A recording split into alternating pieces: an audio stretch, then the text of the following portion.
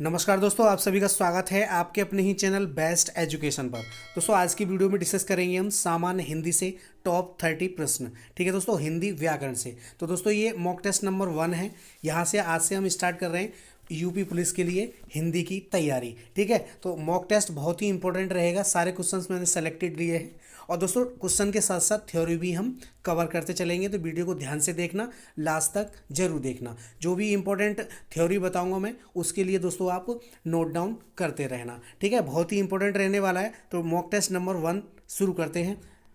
चलिए दोस्तों question number 1 देखते हैं।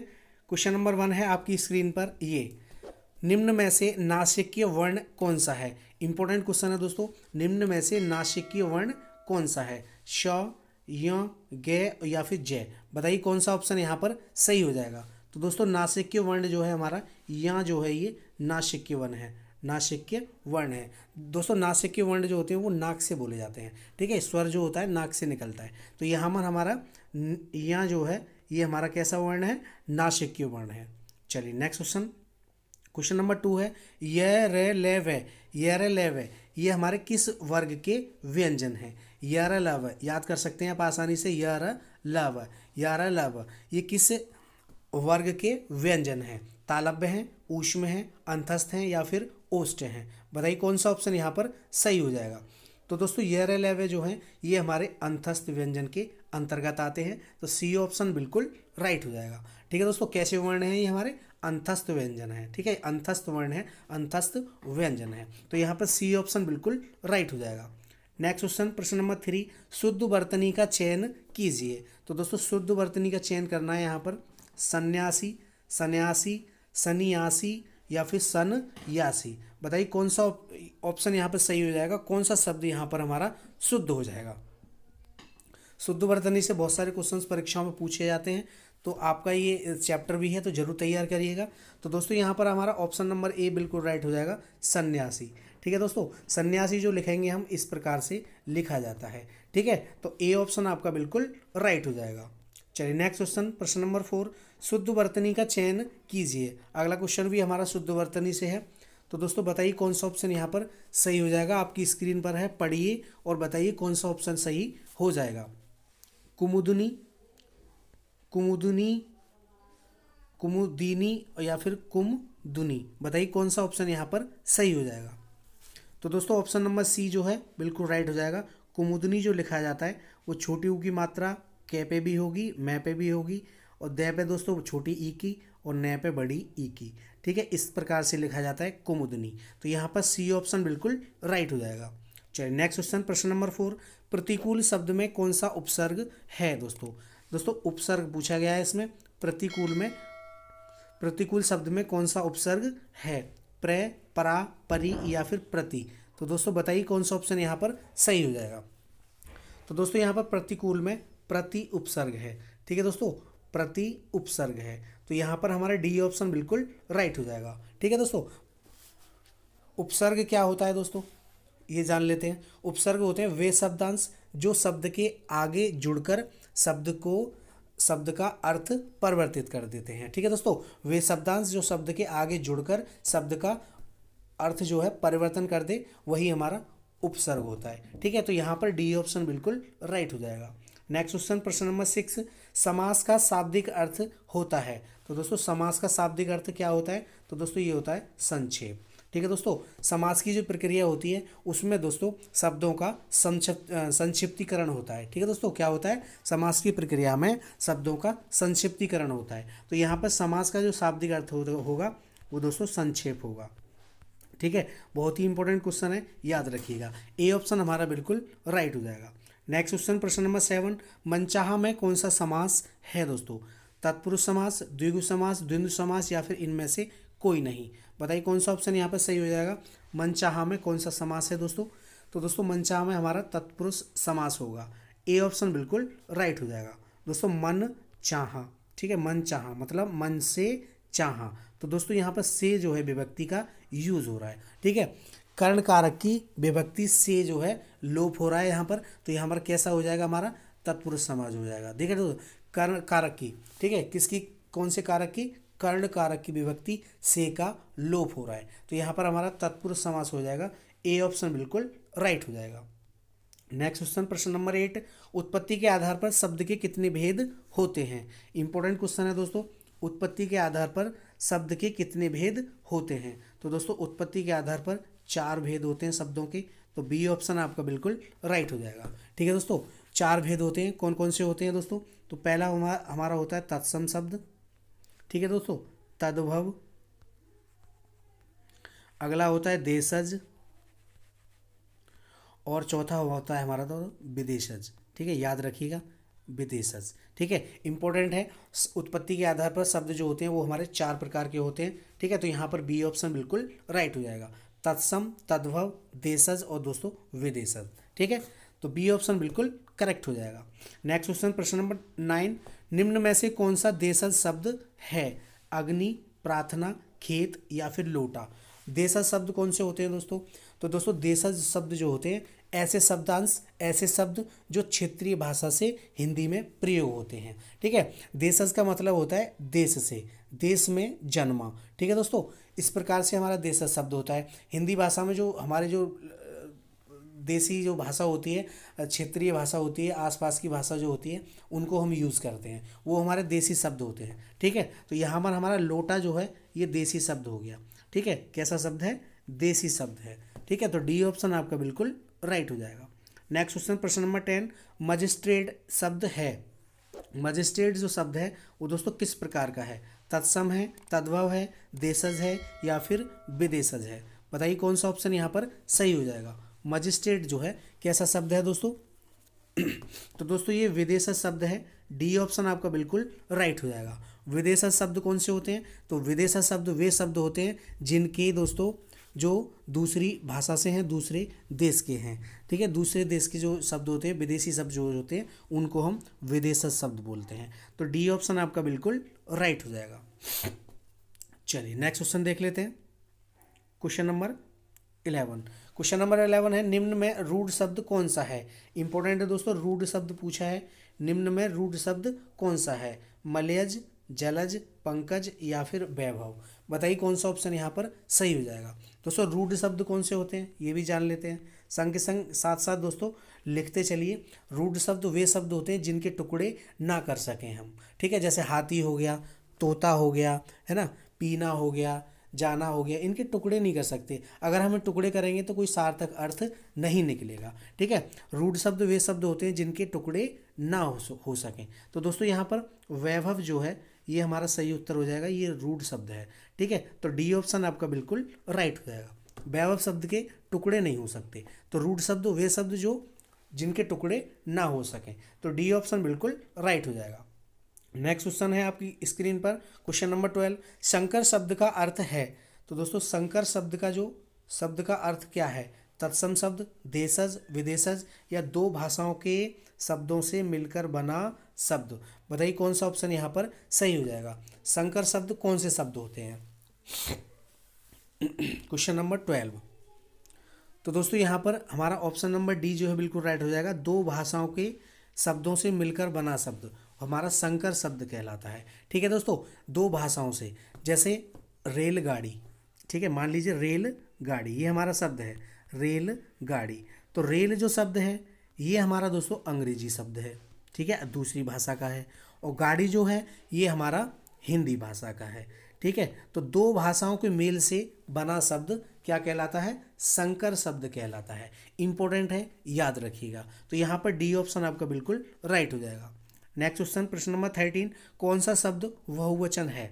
कौन सा शब्द बहुवचन है दोस्तों, माता, प्राण, लड़का या फिर किताब। बताइए कौन सा ऑप्शन सही हो जाएगा। तो दोस्तों यहाँ पर प्राण जो है ये हमारा बहुवचन के अंतर ही यूज होता है, प्रयोग होता है, तो सी ऑप्शन बिल्कुल राइट हो जाएगा। नेक्स्ट क्वेश्चन प्रश्न नंबर 4, कारक के कितने भेद हैं दोस्तों, 7, 8, 9 या फिर 10। तो दोस्तों कारक जो होते हैं वो हमारे 8 प्रकार के होते हैं। बी ऑप्शन बिल्कुल राइट हो जाएगा। क्वेश्चन नंबर 14 के लिए बी ऑप्शन बिल्कुल राइट हो जाएगा। ठीक है दोस्तों, कारकों की संख्या कितनी होती है, 8। कौन कौन से होते हैं, कर्ण कारक, कर्म कारक। ठीक है दोस्तों, कर्ण कारक, कर्म कारक, कर्ता कारक, संप्रदान कारक, अपादान, संबंध और अधिकरण और दोस्तों संबोधन। ठीक है, इंपॉर्टेंट है, याद रखिएगा, सारे के सारे बहुत ही इंपॉर्टेंट हैं। कर्ता कारक, कर्म कारक, कर्ण कारक, संप्रदान, अपादान, संबंध कारक, अधिकरण और दोस्तों संबोधन। ठीक है, तो ये 8 प्रकार के हमारे कारक होते हैं। तो यहाँ पर बी ऑप्शन बिल्कुल राइट हो जाएगा। कारकों की संख्या 8 होती है। नेक्स्ट क्वेश्चन, प्रश्न नंबर 15, भारतीय शब्द बहुवचन है। भारतीय शब्द का बहुवचन क्या है दोस्तों? भारतीयों, भारतीयों, भारतीयों या फिर इनमें से कोई नहीं। बताइए कौन सा ऑप्शन यहाँ पर सही हो जाएगा। भारतीय शब्द का बहुवचन है दोस्तों। तो दोस्तों यहाँ पर ऑप्शन नंबर ए जो है बिल्कुल राइट हो जाएगा, भारतीयों। ठीक है, इस तरीके से लिखेंगे हम, भारतीयों। ठीक है, तो ए ऑप्शन बिल्कुल करेक्ट हो जाएगा।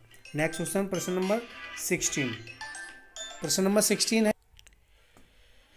प्रश्न नंबर 16, के लिए किस कारक का चिन्ह है? इंपॉर्टेंट है दोस्तों, के लिए किस कारक का चिन्ह है? कर्म का, संप्रदान, संबंध या फिर अपादान। बताइए किस कारक का चिन्ह है के लिए? तो दोस्तों यहाँ पर आपका ऑप्शन नंबर बी बिल्कुल राइट हो जाएगा, संप्रदान के लिए। ठीक है, के लिए जो होता है ये संप्रदान कारक का चिन्ह होता है। ठीक है दोस्तों, के लिए, तो बी ऑप्शन बिल्कुल राइट हो जाएगा। नेक्स्ट क्वेश्चन, प्रश्न नंबर 17, असुर का पर्यायवाची शब्द है। असुर का सुधा, चक्षु, दानव या फिर घोटक। बताइए कौन सा ऑप्शन यहाँ पर सही हो जाएगा। तो दोस्तों दानव जो है ये असुर का पर्यायवाची है, सी ऑप्शन बिल्कुल राइट हो जाएगा। चलिए नेक्स्ट क्वेश्चन देख लेते हैं दोस्तों। सुधा जो है, सुधा किसका होता है? ये दोस्तों सुधा होता है अमृत का। ठीक है, ये भी याद रखिएगा। चक्षु जो होता है ये आँख का होता है, आँख का पर्यायवाची है। और दोस्तों घोटक जो होता है, घोटक होता है दोस्तों अश्व का, घोड़े का। ठीक है, तो यहाँ पर ये तीनों भी याद रखिएगा। सुधा जो होता है अमृत का पर्यायवाची है, चक्षु आँख का है, और दोस्तों घोटक जो है ये अश्व का है, दानव असुर का हो गया। तो सी ऑप्शन बिल्कुल राइट हो जाएगा। नेक्स्ट क्वेश्चन, प्रश्न नंबर 18, विस्तार का विलोम शब्द है। तो दोस्तों विस्तार का विलोम शब्द क्या होगा? लघु, छोटा, सूक्ष्म या फिर संक्षेप। बताइए कौन सा ऑप्शन यहाँ पर सही हो जाएगा। तो दोस्तों विस्तार का जो विलोम शब्द होगा वो दोस्तों संक्षेप होगा। ठीक है, विस्तार का संक्षेप, डी ऑप्शन बिल्कुल राइट हो जाएगा। दोस्तों बहुत ही इंपॉर्टेंट क्वेश्चंस करा रहा हूँ, आप लोग वीडियो को लास्ट तक जरूर देखना। क्वेश्चंस को कैसे रहे जरूर बताना। आपने 30 में से कितने क्वेश्चंस को सही किया कमेंट करके ज़रूर बताना। ठीक है, हिंदी आपके लिए बहुत ही इंपॉर्टेंट है, यहाँ से आप बहुत सारे नंबर गेन कर सकते हैं आसानी से, बिल्कुल आसानी से। तैयार करते रहिए बस। फूल का पर्यायवाची शब्द नहीं है, इंपॉर्टेंट क्वेश्चन है दोस्तों। क्वेश्चन नंबर 19, फूल का पर्यायवाची शब्द नहीं है। सुमन, कुसुम, पुष्प या फिर वसुंधरा। बताइए कौन सा ऑप्शन यहाँ पर सही हो जाएगा। दोस्तों हमसे पूछा है नहीं है। ठीक है, तो फूल का पर्यायवाची सुमन भी होता है, कुसुम भी होता है, पुष्प भी होता है। ये तीनों तो हमारे फूल के पर्यायवाची हो गए। लेकिन वसुंधरा जो है ये दोस्तों पृथ्वी का पर्यायवाची है। ठीक है, किसका है? पृथ्वी का। तो नहीं पूछा है हमसे, तो यहीं पर डी ऑप्शन आपका बिल्कुल राइट हो जाएगा, वसुंधरा। डी ऑप्शन बिल्कुल करेक्ट हो जाएगा। नेक्स्ट क्वेश्चन, प्रश्न नंबर 20, लंबोदर में कौन सा समास है? तो दोस्तों लंबोदर, लंबा है उदर जिसका। ठीक है, लंबोदर में कौन सा समास है? तो दोस्तों इसमें बहुव्रीहि समास है। ठीक है दोस्तों, लंबोदर बहुव्रीहि समास होगा। लंबा है उदर जिसका, मतलब गणेश जी। ठीक है, क्या हो गया? गणेश जी। बहुव्रीहि समास, जिस समस्त पद में कोई पद प्रधान नहीं होता, दोनों पद मिलकर के किसी तीसरे पद की ओर संकेत करते हैं। ठीक है दोस्तों, बहुव्रीहि समास कहलाता है। बहुव्रीहि समास कौन सा होता है हमारा? जिस समस्त पद में कोई पद प्रधान नहीं होता, दोनों पद मिलकर के किसी तीसरे पद की ओर संकेत करते हैं। लंबा है उदर जिसका, मतलब गणेश जी, तो तीसरे की ओर हम क्या कर रहे हैं? संकेत कर रहे हैं। तो यहाँ पर लंबोदर में कौन सा समास हो जाएगा? बहुव्रीहि समास हो जाएगा, सी ऑप्शन बिल्कुल राइट हो जाएगा। नेक्स्ट क्वेश्चन, प्रश्न नंबर 21, देवासुर में कौन सा समास है? तो दोस्तों देवासुर में कौन सा समास होगा? तो दोस्तों देवासुर में होगा द्वंद्व समास। ठीक है दोस्तों, कौन सा होगा? द्वंद्व समास। डी ऑप्शन बिल्कुल राइट हो जाएगा, ऑप्शन नंबर डी बिल्कुल करेक्ट हो जाएगा। कौन सा समास होगा दोस्तों? द्वंद्व समास होगा। देव और असुर, जिसमें योजक चिन्ह आ जाए, बीच में डैश आ जाए, समझ लो आपका द्वंद्व समास है। और दोस्तों एक दूसरे के विपरीत होते हैं, देव और दोस्तों असुर। ठीक है, देव और असुर ये दोनों एक दूसरे के अपोजिट हैं। तो कैसा कैसा कौन सा समास हो जाएगा हमारा? द्वंद्व समास हो जाएगा। डी ऑप्शन बिल्कुल राइट हो जाएगा। चलिए नेक्स्ट क्वेश्चन, प्रश्न नंबर 22, जो सब कुछ जानता हो। इंपॉर्टेंट क्वेश्चन है दोस्तों, जो सब कुछ जानता हो। इसके लिए हमें एक शब्द का चयन करना है दोस्तों। वाक्य वाक्य समूह के लिए एक वाक्य के लिए शब्द चुनना है दोस्तों। यज्ञ, अज्ञ, सर्वज्ञ, विशेषज्ञ या फिर कृतज्ञ। बताइए क्या होगा इसका सही आंसर, जो सब कुछ जानता हो। तो दोस्तों इसका हो जाएगा सर्वज्ञ। बी ऑप्शन बिल्कुल राइट हो जाएगा। ठीक है दोस्तों, चलिए नेक्स्ट क्वेश्चन, प्रश्न नंबर 23। गुरु गोविंद दो खड़े खाली जगह लागू पाएं। तो दोस्तों खाली जगह में क्या आएगा? खाली जगह आपका विषय है, यहाँ से बहुत सारे क्वेश्चंस पूछे जाएंगे। वाक्य की रिक्तियाँ पूर्ति करो। तो यहाँ पर दोस्तों गुरु गोविंद दो खड़े काके लागू पाएं, तो यहाँ पर आपका ए ऑप्शन बिल्कुल राइट हो जाएगा, काके लागू पाएं। तो खाली जगह में काके आ जाएगा। नेक्स्ट क्वेश्चन, प्रश्न नंबर 24। अंधे की लकड़ी का अर्थ है, अंधे की लकड़ी का अर्थ क्या है? गंवार व्यक्ति, अनपढ़ व्यक्ति, एकमात्र सहारा या फिर बिल्कुल असमर्थ।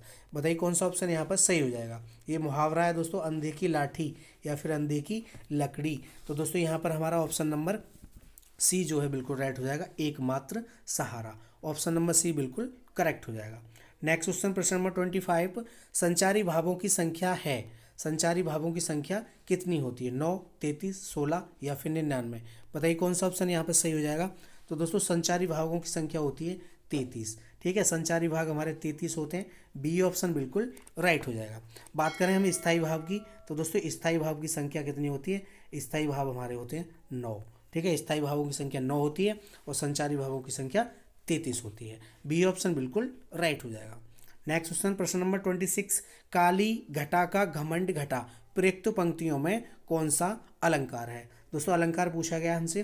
काली घटा का घमंड घटा, प्रयुक्त पंक्ति में कौन सा अलंकार है? अनुप्रास, यमक, उत्प्रेक्षा या फिर उपमा। बताइए कौन सा ऑप्शन सही हो जाएगा। तो दोस्तों यहाँ पर हमारा ऑप्शन नंबर बी बिल्कुल राइट हो जाएगा, काली घटा का घमंड घटा। इसमें दोस्तों यमक अलंकार है। ठीक है दोस्तों, कौन सा है? यमक अलंकार है। तो बी ऑप्शन बिल्कुल राइट हो जाएगा।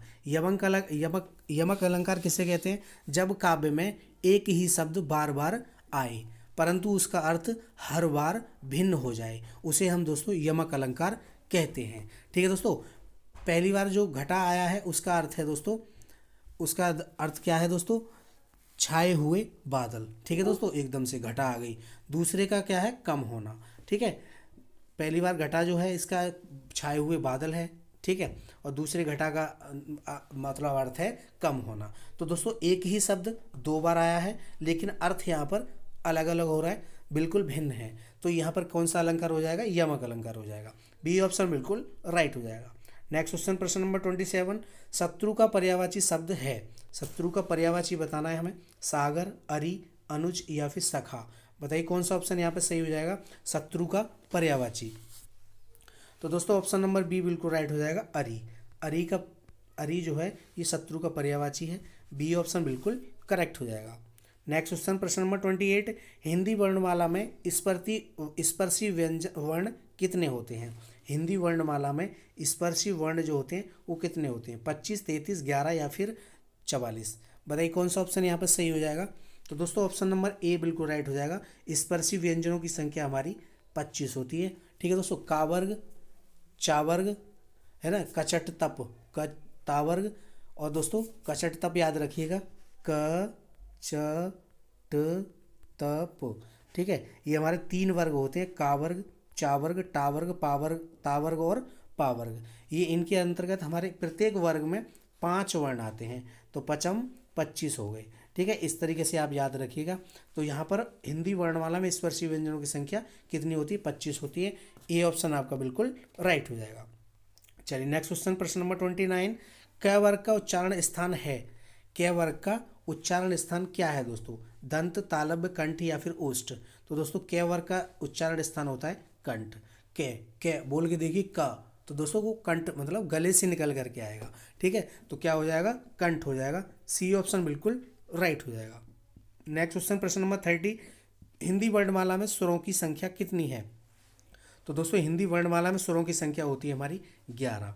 ठीक है, 11 स्वर होते हैं हमारे, तो यहाँ पर डी ऑप्शन बिल्कुल राइट हो जाएगा। ठीक है दोस्तों, तो ये थे मोस्ट 30 क्वेश्चंस हिंदी से। वीडियो कैसा लगा कमेंट करके जरूर बताना। आपने 30 में से कितने क्वेश्चंस को सही किया कमेंट ज़रूर करना। दोस्तों ज़्यादा से ज़्यादा दोस्तों में शेयर भी करना, ठीक है। वीडियो के साथ हम थ्योरी भी कवर करते चलेंगे, इनकी परिभाषाएं देखते चलेंगे तो आसानी हो जाएगी आपको समझने में।